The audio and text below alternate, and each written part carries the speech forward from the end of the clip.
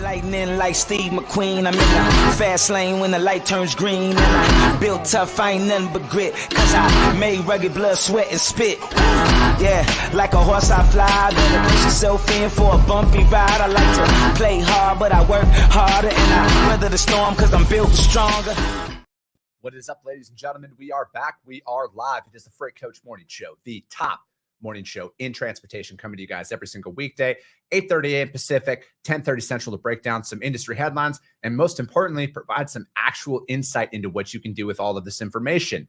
If this is your first time tuning in, welcome. This is the real side of freight, ladies and gentlemen. There is no theory on any of my content. I also do a twice a week long form podcast where I only feature transportation professionals, you guys, because at the end of the day, we need to put information out here that you can apply, utilize, and see a meaningful difference in your business and your life. Most importantly, as you guys can see, I proudly fly this American flag behind me every single day. A, it's the greatest nation on earth, but B, I'm living my American dream, and the information we provide you with can help you live your American dream as well. Got a very special show for you guys today here. He's a really good friend of mine. We're literally here to deliver a ton of insight into what you guys can do to build your business, your book of business, prospecting, you name it. But before I bring him on, I got to give a shout out to my friends over at VHub, you guys, vhubapp.com. Whether you're a broker, carrier, or a shipper, we all need access to trailers at some point in time. And the best part about what they have, you get paid to move these trailers. That's right. That's on top of the revenue that you can get by loading these trailers out. So they have 200 drive-ins. Yes, you heard me right. 200 brand new 2024 drive-ins in Stoughton, Wisconsin, needing to get over to Milton, Ontario, and you get 600 Canadian to do that, you guys. They also, and if you want to go all the way over to Moncton, New Brunswick as well, you can drop in Milton and then grab another one here to go over to Moncton, New Brunswick, and you get 400 Canadian to do that. And then finally, they got Paragould, Arkansas, going up to Orting, Washington. You get $1,550 to move that drive-in, you guys. And again, that's on top of the revenue that you can get by loading that trailer out. So hit them up, vhubapp.com. Xavier Campos, he's already in the audience. Stacey Steen, she'll be here too. Do me a favor, you guys. Let them know that the Freight Coach sent you. Sonny Sharma, good morning. Let's fucking go. Zach Williams, sup, buddy? Hey, Zach's with SPI Logistics, you guys. You guys want to become a freight agent? Join that team. Take control of your financial future. Hit up Zach. James Davis, good morning. Thanks for joining. Diego Fonseca, good morning to you. Brenda Melville, working my ass off Wednesday. Let's fucking go. I love it. I love it. All right, I'm going to bring him up. There's no time to waste with my man, Chris Brewer, River City Logistics. What's good? Good morning, Chris. How are you, man? Oh, dude, I am fantastic. I'm like legitimately, I know how some people sarcastically like, oh, living the dream. Motherfucker, I am living my dream. You know what I mean? You know, and all the days that I've watched your show, probably over 100 times, and that half a dozen times I've been on it, you said something that resonated with me about the flag and about living your American dream. And I'm living mine too, man. You know, I'm just a freight guy who loves what he does, and was able to turn some business savviness into a pretty efficient business. So I know how hard it is for you to have built yours, and I'm proud of you, man. You're doing a damn good job. I appreciate that, dude. And let's talk about that, Chris, because social media is just fucking littered with a bunch of bullshit. Some quality content is out there. I'm not going to discredit that, but there's a lot of misleading stuff that's out there, and that's a real driving force behind the shows that I put out there and the content that I put out there, is because it's bringing it from a perspective of people who are actually doing the work, because it's so easy to sit behind your computer and hit post, but you can clearly tell their intentions might be one thing, but the information they're putting out there is misleading, because this shit's not easy at all. Like, it is not easy to put everything on the line financially, emotionally, relationships. Like, fortunately, my wife's an absolute badass. If you guys like me, you guys would love her 10 times more because she puts up with me. But, like the strain that can have on stuff that's out there, because it's not as easy as some people want to make it out to be. It's far from easy. I think kudos to your wife. I've outkicked my coverage in that department as well. We recently just got done with we do 2 holiday parties, one for our corporate headquarters in Iowa, and then I fly out to our Nevada office. I'm wearing my Pack gear, so if my Nevada folks are watching, go Pack. But I always make it a point every year before we start talking and giving thanks and recognizing professionals that did a fantastic job or that are receiving honors. We can't do what we do without significant others, without spouses who are fully supportive of what we're doing. I met my wife when I was 19. I was much thinner and better looking back then. She still loves me, thank God.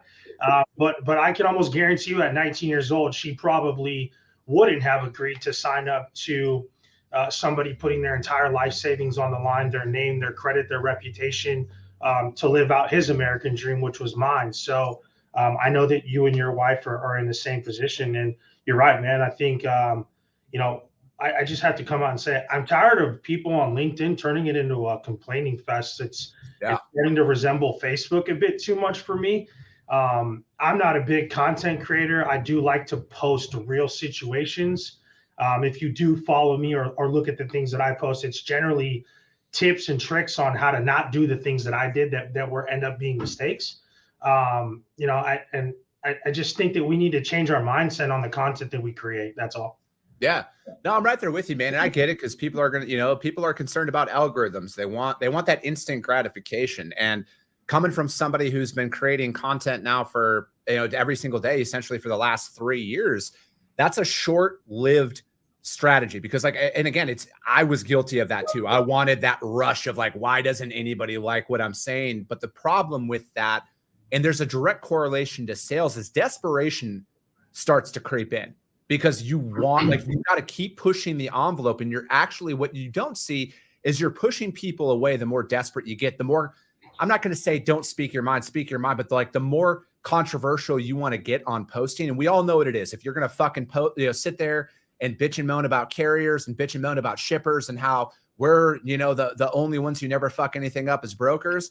If that's your strategy, it's going to be short-lived. But if you are really concerned about making it long-term in business and in sales, you have to be focused on what value are you providing to the network? What value are you providing to your prospects and everything else? Because I think for me, from my perspective, and I want to talk about this with you, man, when you're out there prospecting somebody, how many times are you getting voicemails, no responses on emails, and all that stuff?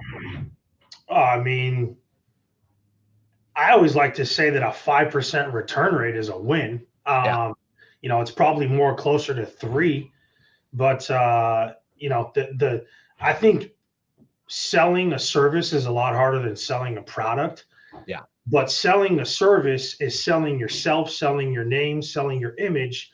So if you're parading on LinkedIn and all you're doing is complaining, then quite frankly, if you're prospecting a good shipper, good customer, the first thing they're going to do is figure out who you are. Yeah. And if they don't like what they see, then they're just going to keep throwing you straight to voicemail. So that's why, kind of going back to the previous comment, I like to keep my profile clean. I like to only engage with people that have similar interests as me. I'm big on the foundations of this country. I'm a big veteran guy. Come from a long line of military people. I was the first male in my family not to go to the military, only because I got a baseball scholarship, or I probably would have went to the Air Force. So I like to keep my profile and the people that I follow with similar interests, and make sure that I'm representing my name and my business in a good light. Yeah. And, because that's the thing, is it's you can use social media for the better. You really can. And it's true, because it's everybody has their bad days. You might say something or whatever, that is what it is. But if you're constantly, bitching about other people, tagging them in their posts, making posts about how this person said this or that and everything else, what perception is that giving off there? Because being in a digital world that we are now, every single one of us is recognizable. I utilize the shit out of my social media to market myself, to market my services in a way of, hey, it's not that I can move your freight. It's, back to what you said, man, I'm here to talk about the shit that I know what's what my thing is. I don't know everything. I just know a lot about what not to do. Yep. And that's what I want to put out there into the world, because if you follow those principles, because the reality is when you're cold calling, I'm sending cold messages right now. I'm sending cold videos, emails, phone calls, all of that stuff. And I get all the same rejections you guys do. Out of 100 emails that I send out, I might get 2 people that respond to me, or I might get 1 or 2 people on the phone at that point. But it's like being very aware of, because again, like selling that service it's based off of your industry knowledge. And this is why I am so big on being a subject matter expert in a niche. Hands down, be a subject matter expert in a niche. Like, I'm onboarding shippers as we speak, you guys. I am growing out Freight Coach Logistics as we speak. I am talking about what I'm going through, and you guys are going to see, because this will be the largest freight brokerage in North America one day. And I am going to have all of this content catalog out here for you guys to follow. But the fact of the matter is if I was a generalist, if I was out there saying, hey, I want to find out about your business, you are going to face such an uphill battle. Now, someone's going to say, oh, well, I've done that before and it's worked. Congratulations, you're the minority. But if you want to get out there and really break through some doors, because what I've been doing here, again, focusing in on my niche, focusing in on my specialization, I can narrow it down. Instead of taking 10 to 15 outreaches before a response, I'm getting a response within 5 outreaches now. Now, is it a conversion? No, but it's at least a, hey, here's how you should prospect me if you want my business one day. Everything that they're going to give you is a clue to figuring out how you handle the next touch. You said it best earlier. I'm the first person to tell you I don't know everything, but if I don't have the answer, I'll try to find it. And if I can't find it, I'll reach out to my people and make sure I can find it.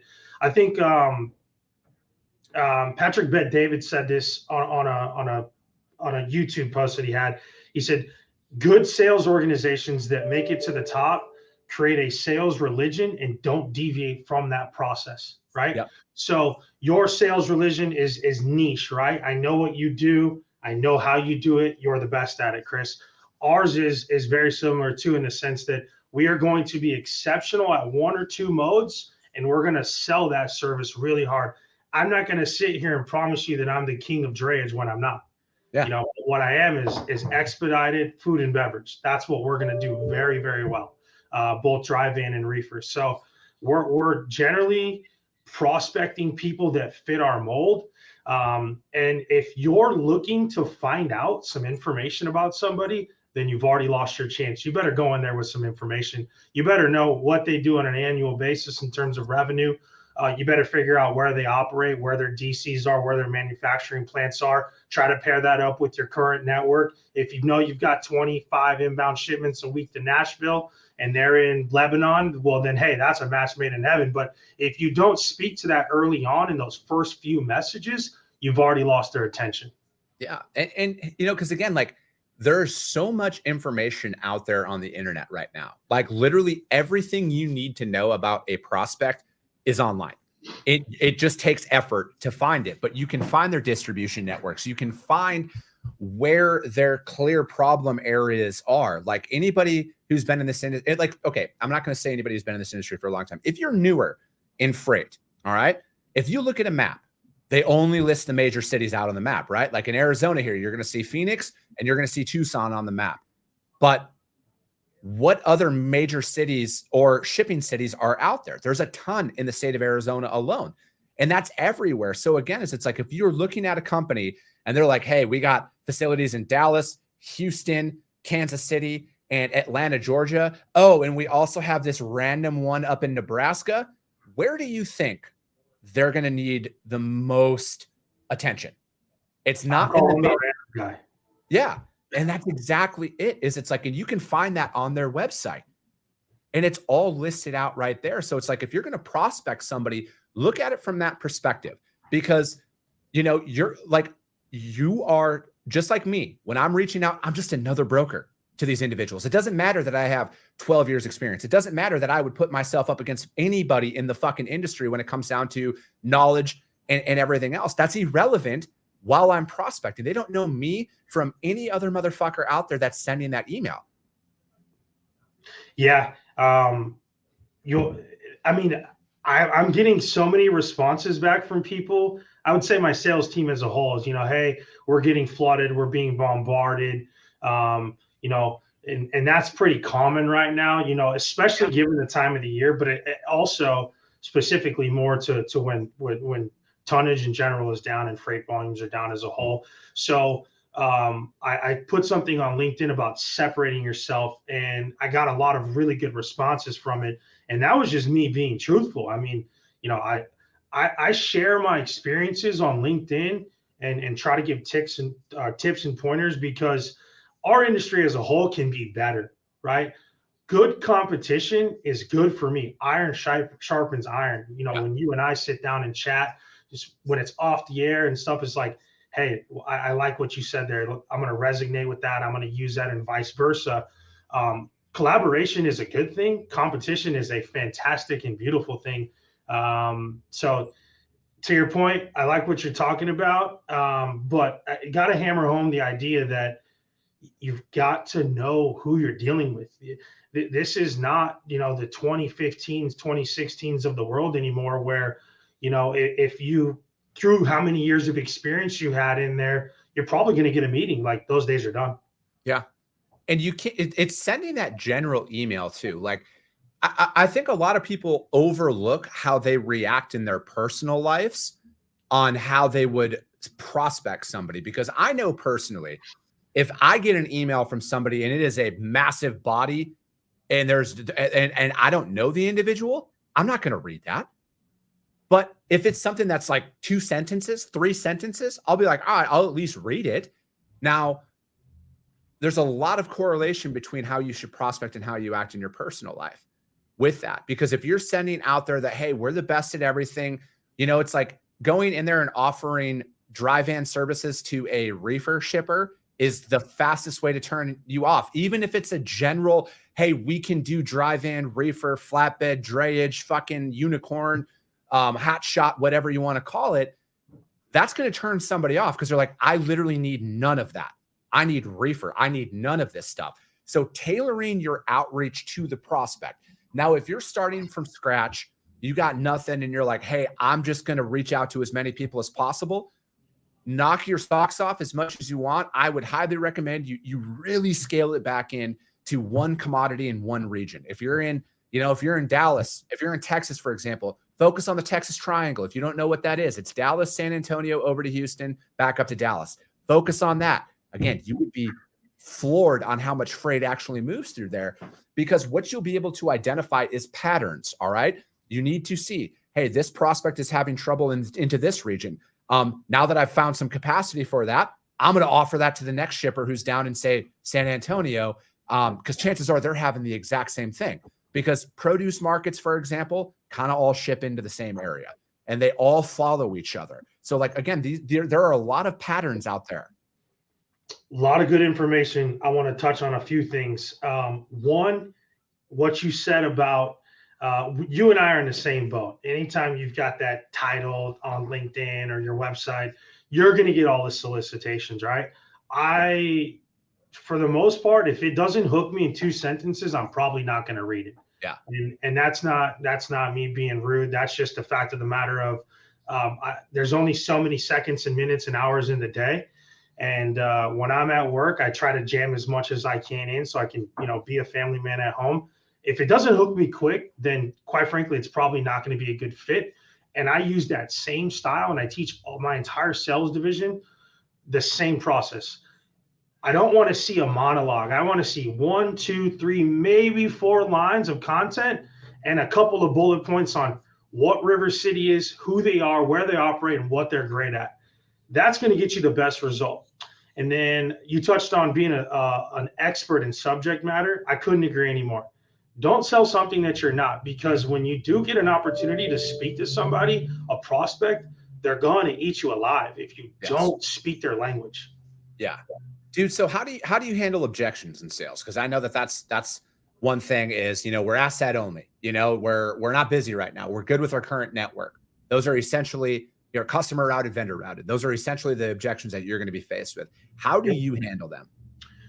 So one thing that I think I do that I've done very well in my career personally that I'm now trying to teach my team, I've won more business by being personal and non-transactional. Okay. I've got clients that I've been working with for 10 years that, I know their kids' birthdays. I send them cards, Christmas cards, holiday cards. And some of those people took me a year to 2 years to close, and they've given me good feedback. It's, hey, you always followed up, but you never asked for business. And I hate when somebody always asks for business on every email. So when I'm faced with an objection, I will automatically take that and spin that into, hey, you know what? Might not be the best of timing right now, but eventually down the road, you might need some help. Here's my areas of coverage. Here's what I specialize in. I'll check in from time to time. And what I do is I'll set a reminder in my calendar, primarily around holidays, and then around when I kind of understand when their busy season might be coming up. And I always follow up on a personal note. Hey, hope the holidays were great to you. Hope you and the kids had a great time. Just wanted to put my name back at the top of the list. If you're needing any coverage in these 3 markets, we're dropping trailers here. We're live loading here. We're doing power only here. So again, to summarize that long-winded response, you cannot be transactional if you want to build something of substance in this industry. You've got to be personal and build a relationship.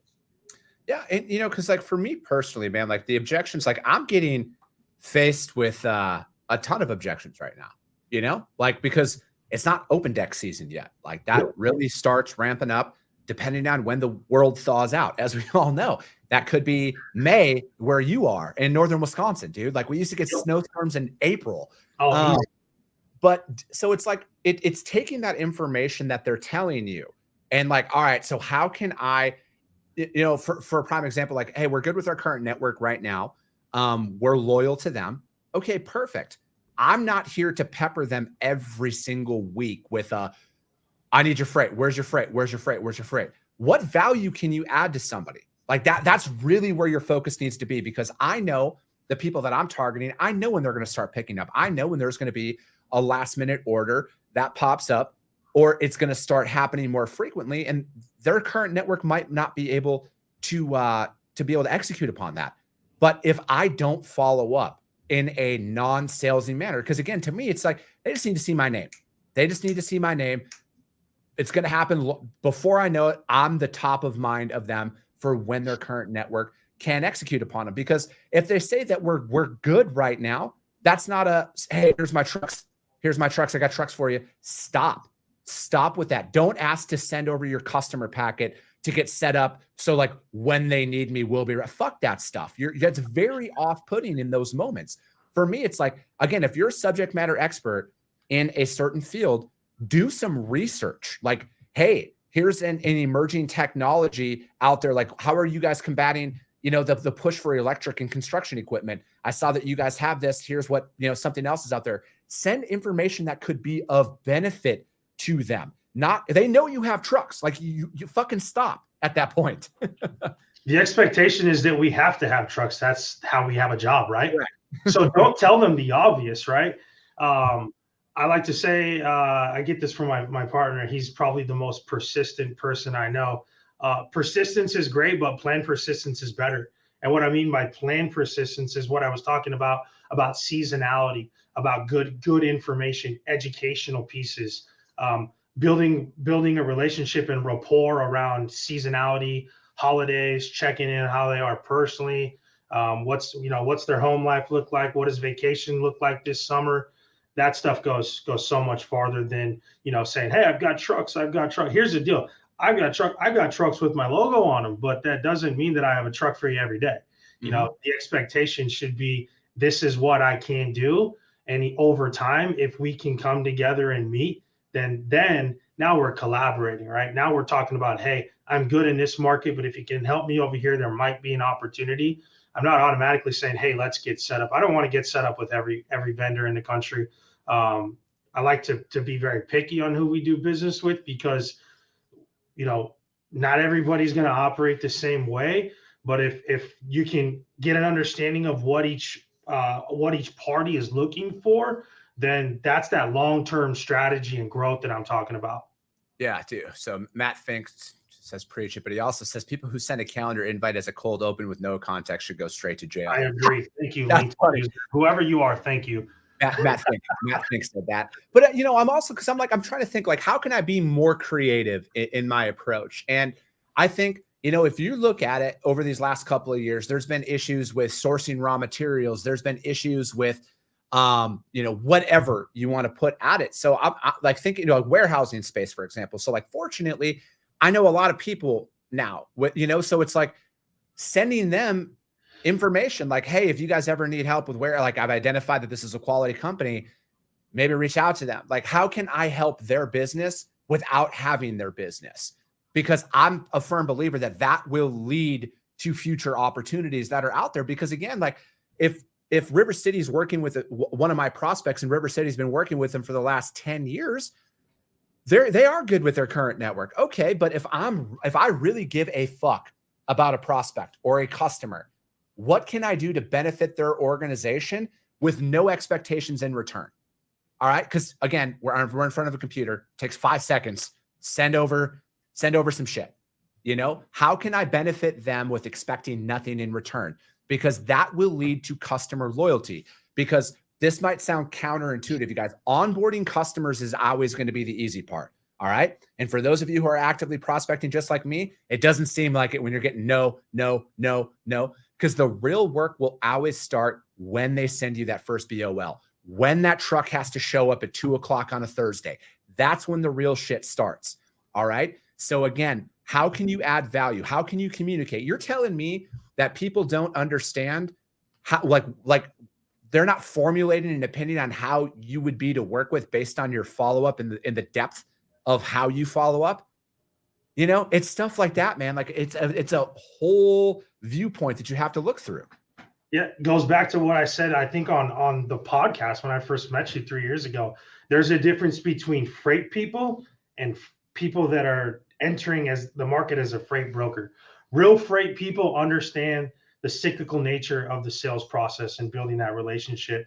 There was one thing that you had just said that I wanted to follow up on. Oh, so when it comes to, prospects really kind of stonewalling you and giving you a bunch of excuses as to why they don't want to bring you in. My favorite response from a prospect, and I'm a freight psychopath, I go crazy over this.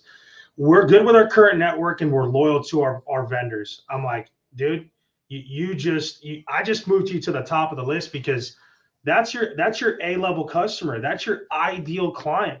Now it's my job in my 11, 12 years of experience. How do I figure out a way to infiltrate the network by being a good person and be incredibly good at my job? Because I know that I can add value and I want to be a part of a network that values its vendors. And that's ultimately what we're looking for here at River City Logistics. And I teach all my people the same thing.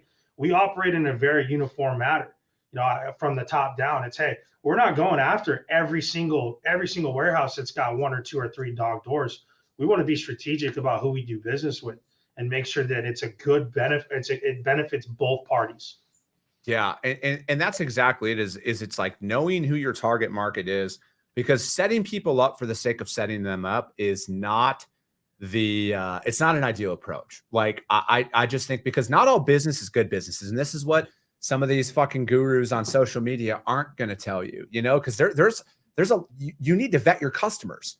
Like, and that's kind of like the whole point of prospecting as well, because just because they have freight to move doesn't mean they pay their bills. It doesn't mean that when they send in that first truck, because I'm a firm believer, Chris, that it could take up to 25 shipments with a new customer to really get a good feel for how they operate. Is that 2:00 appointment time really a 4:00 loading time and stuff like that? And are they setting the right appointment times? Because again, like we put prospects on pedestals at time. And I've worked with some phenomenal shippers that are very, very dialed in. I've also worked with the alternative, and that gives you a different perspective and experience as well. So, and to me, it helps take away some of the nerves of prospecting, because again, like I don't know them from a complete stranger. I don't know how this relationship is going to evolve, but I have some key values that I need to check off before I really want to dive into a relationship with somebody, because the working relationship is further than just tendering over some freight. Like there's a lot of shit that can go into this, and you guys need to approach it as such. It's not just hey, let's hammer the phones, let's onboard people, let's quote some freight, let's fucking bang a gong, let's put on a helmet and run into a wall and do all that shit. Like they're like internal culture is what it is. I don't care. I'm just using those examples, but I'm just thinking like you have to keep an open mind when you're prospecting somebody. This can help alleviate some of that stress that you get while you're prospecting, because not all business is good business. You're going to work with somebody, or you're going to get to the finish line, and then you're going to find out their credit rating isn't exactly up to par, and we can't work with them because of that. So that can help relieve some of that nervousness and that anxiety of when you are prospecting and cold calling, is keeping an open mind. Yes. And I will say this to touch on your point. You might think that you understand how somebody or somebody's organization might operate, but you really don't know. I mean, I generally give somebody about 3 months, depending on freight volumes, right? You know, in most cases, as a new vendor, you're not going to be given the keys to the kingdom. And if you are, you better turn around and run and pray to God they pay their bills, right? That's just the reality. I've been in that situation before, but I give it about a 90-day runway, and you might not learn everything in the first 2 weeks, but over 90 days, you'll get a pretty good understanding of how your contact or that particular prospect and their entire team will operate. I hate the notion that you can change how somebody runs their business. I have to say that. We are hired as brokers to essentially alleviate stress and solve problems, not to change somebody's business model. I just have to say that. I hate that approach. Dude, I'm right there with you, man. What's one parting advice? Because these never go long enough with Chris Brewer. We could talk for fucking hours about this. Here's another one. Not to go, never hurts to go old school either. And visit the local operation, drop off some donuts, cookies. Cannot replace a handshake and an eye contact. And that's true. You know, it's like I'm right there. I'm right in line with showing up. I don't know if unannounced or announced is the best intention in that one. You know, some people are pretty sketchy about people showing up. I mean, but again, throw it out there, offer, because most people don't.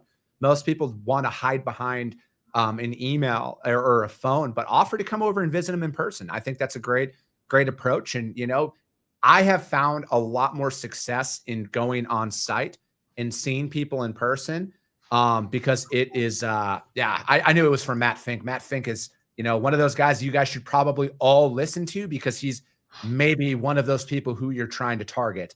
But yeah, it's definitely some solid advice. But Chris, as we're kind of wrapping things up here, what's some parting advice to somebody who is struggling in the sales process right now? They're not converting. They feel like they're at a dead end. I've been there, man. I almost gave up like 3 months in, 10 years ago. I didn't think that I could do this, but again, you've got to find out who you are as a person, what makes you tick. And you've got to celebrate small victories and use that momentum, right? If you've sent 20 emails to a prospect and you're not getting any response, change the pattern, change the subject line, use something that's catchy. At the end of the day, stick true to yourself. There's one thing that I will say that has garnered me more business than anything else. Be the first one in, be the last one to leave. Find the smartest person in the room that's having the most success and become friends with them.